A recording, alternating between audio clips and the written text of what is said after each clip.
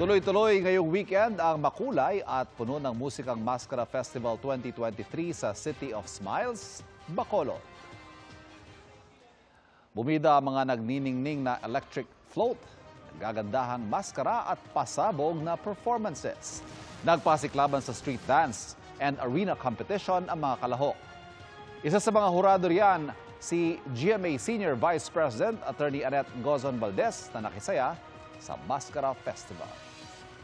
I'm really impressed by the energy, by everything, the preparations, the beauty, the food, lahat. Napakasaya sa Bacolod. Alam ko na kung bakit ito yung City of Smiles.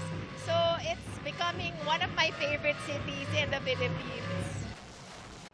Mga kapuso, patuloy na tumutok sa mga balita. Mag-subscribe sa GMA Integrated News sa YouTube. Sa mga kapuso abroad, samahan nyo kami sa GMA Pinoy TV at sa www.gmanews.tv.